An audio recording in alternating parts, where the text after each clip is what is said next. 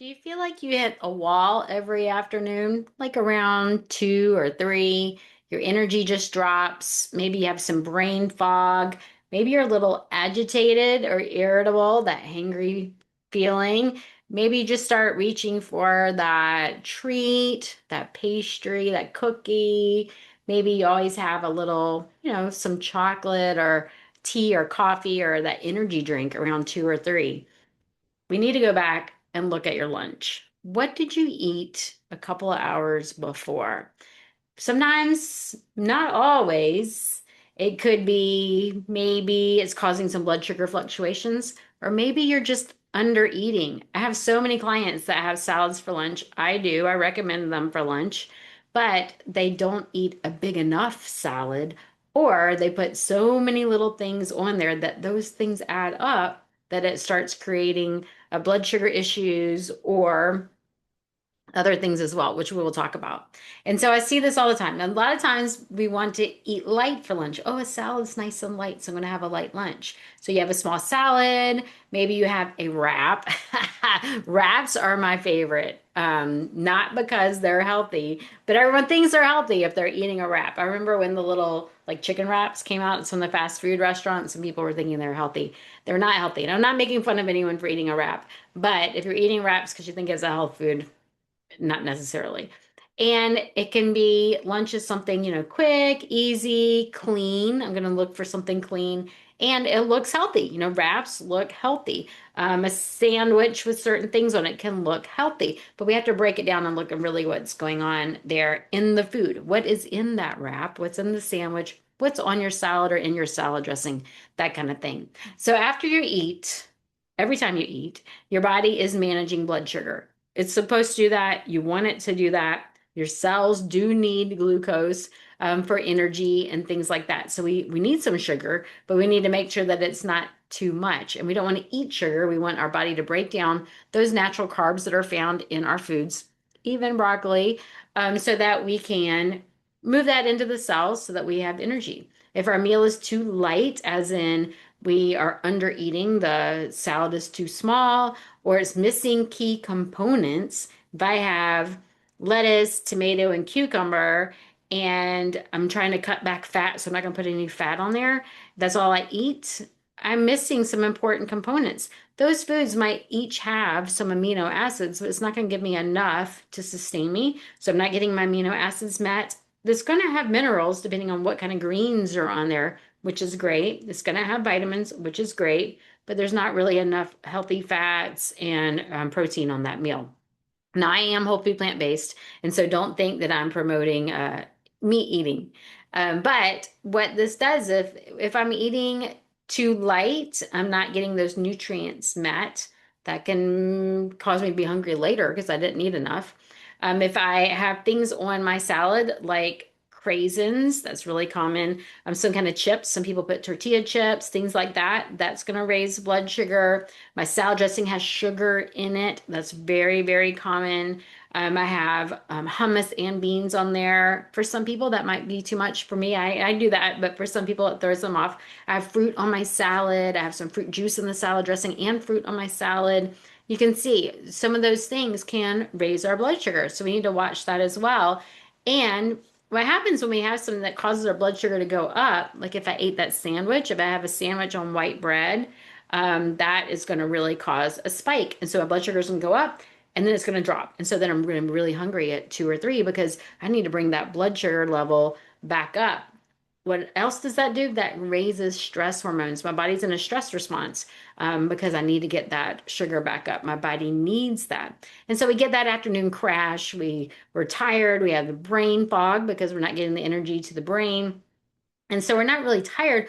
Our body is just trying to find ways to stabilize so that we can feel comfortable until we can get the nutrients that our body needs. So if we're eating a light lunch, which is where people get into trouble, I'm just going to eat something light. I don't want something heavy. I'll just eat light. What happens is we're under eating. We're missing out on protein, amino acids. We're missing those healthy fats. And it's Like if all I'm having is lettuce, tomato, and cucumber, that's going to be digested very quickly. So it's moving through the stomach, and then all of a sudden my stomach's growling, ghrelin, the ghrelin hormone's coming out and saying, "Hey, we need some more food." Um, Instead of asking, "What's a light lunch?" What's a lunch that's going to carry me through to dinner? Ideally, you can eat lunch, and then you're not going to need any other snacks or anything until dinner time. That's our goal. So let me show you what I mean. If I'm creating a lunch for stable energy, I start with a base of greens or vegetables. So all of you know I have a salad for lunch. It's a giant salad, an Elaine salad if you're a Friends fan. Then I add what is going to be a protein or what's something that's going to sit well in my stomach. And so for me, it's usually beans, hummus, some kind of bean dip, lentils, something made out of beans, maybe a bean burger, or some kind of seeds or a seed burger. I do make burgers out of seeds or some kind of seed crackers. Maybe I'll have a sweet potato or some roasted starch vegetables on top of those greens. For me, as long as I don't have too many, my blood sugar will stay stable. And then I'm going to have a healthy fat. So I started with my base of greens, non-starchy vegetables, the beans or legumes, and then a healthy fat. So those seeds can be my protein and my healthy fat. I could add avocado or olives. That's just fat. It's not going to add other components. It does have fiber, which is also filling.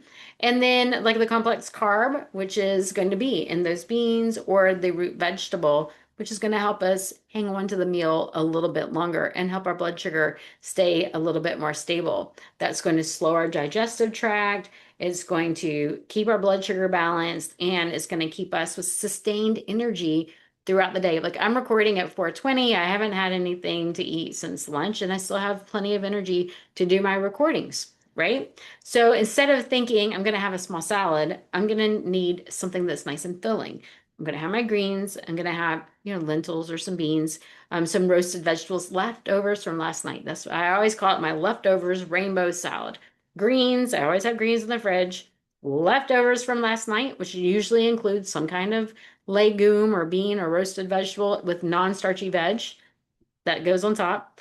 Roasted vegetables. I can add some shredded carrot. I can add some cucumber. I can add some roasted bell pepper. I want some, or raw bell pepper. I want some color on there. And then a healthy fat. So pumpkin seeds or sunflower seeds or avocado or a salad dressing made out of one of those. And so it doesn't have to be something completely different. Lettuce, last night's dinner, and a healthy dressing, right? But you want it to be filling so that in an hour later, you're not going, what can I eat now? Right? You want it to be nice and full. So, how does this relate to those with autoimmune disease? Those of you who know me and my history, I was diagnosed with an autoimmune disease back in 2007. So, it's been a very long time, and I can help you recover from your autoimmune disease as well. No promises, but I would love to help you. Every energy crash that we eat something that's going to cause our blood sugar to go up, that sends a stress signal up, and that increases inflammation. If you're already fighting a chronic disease like autoimmune disease, there's many others, type 2 diabetes, heart disease, all of those are inflammatory diseases. If I'm eating something that causes my blood sugar to go up, that sends a stress signal, raising that inflammation, it disrupts my energy. My body wants to conserve energy till we get everything under control, and that affects my nervous system. And we're already living in a chronic stress world, right? And so we need to make sure we're eating balanced meals that don't cause those blood sugar fluctuations. So we want to keep it simple. You don't have to change everything right now. Let's just fix your lunch. Let's make lunch filling enough, nutritious enough, have all the right components to keep you nice and stable to get you to dinner and provide all those nutrients. Now, in the last episode, I talked about using things like those free apps, Chronometer, MyFitnessPal is another one. I'm sure there's lots of others. Share them in the comments. I want to, this is to share. These are free videos. I want to share with people and get everybody on the same page, right? Using something like that. Now, if you have an eating disorder, a history of eating, disordered eating, putting in an app may drive some of that. And so I want you to be aware of that.